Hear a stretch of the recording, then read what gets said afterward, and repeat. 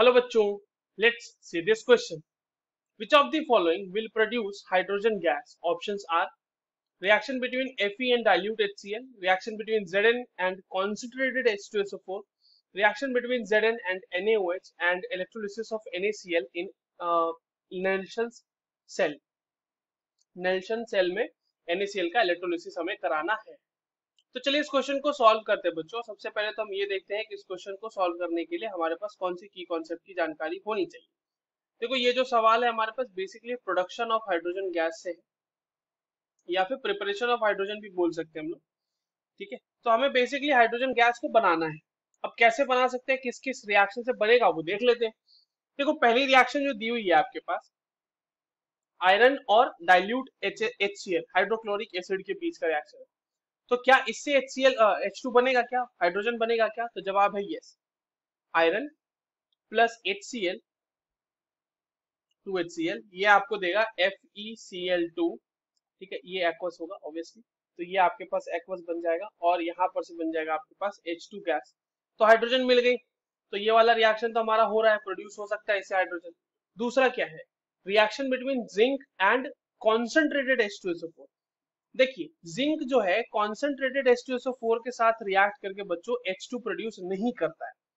जब zinc H2SO4 के साथ रिएक्ट करता है और वो भी कॉन्सेंट्रेटेड H2SO4 के साथ, तो ये बनाता जरूर है ZnSO4 प्लस उसके साथ ये बनाता है SO2 और बनाता है वाटर. ठीक है, तो यहां से हाइड्रोजन का प्रोडक्शन नहीं हो सकता.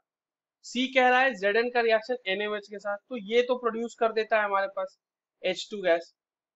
Zn प्लस NaOH, क्योंकि जिंक जो है वो एम्फोटेरिक नेचर का है, तो वो एसिड और बेस दोनों के साथ रिएक्ट कर लेता है. और NaOH के साथ भी ये रिएक्ट करके हमारे पास एक सॉल्ट बना देता है Na2ZnO2 सोडियम जिंकेट, और वहां के बाद बनाता है H2 गैस. तो यहाँ पर से भी हाइड्रोजन प्रोड्यूस हो रहा है. ए से प्रोड्यूस हुआ, सी से प्रोड्यूस हुआ, बी से प्रोड्यूस नहीं कर पा रहे हैं. अब हमारा डी है कि इलेक्ट्रोलिसिस ऑफ NaCl, उसको देख लेते हैं. चलिए फटाफट. डी जो है वो हमारा इलेक्ट्रोलिसिस ऑफ NaCl जो है उससे भी प्रोडक्शन हो सकता है H2 का. ठीक है, इलेक्ट्रोलिसिस ऑफ NaCl. अब ये क्या हो जाएगा reaction, 2NaCl plus obviously 2NaCl aqueous plus 2H2O liquid will be giving you Cl2 gas plus H2 gas और साथ में आपको मिलेगा 2NaOH.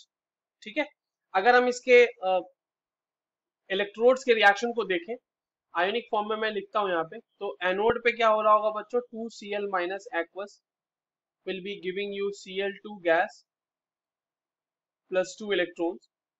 और कैथोड पे क्या हो रहा होगा, 2H2O liquid plus 2 electron will be giving you H2 gas plus 2OH minus aqueous. और ये सारी चीजें जो है किस में हो रही होगी, नेल्सन सेल में.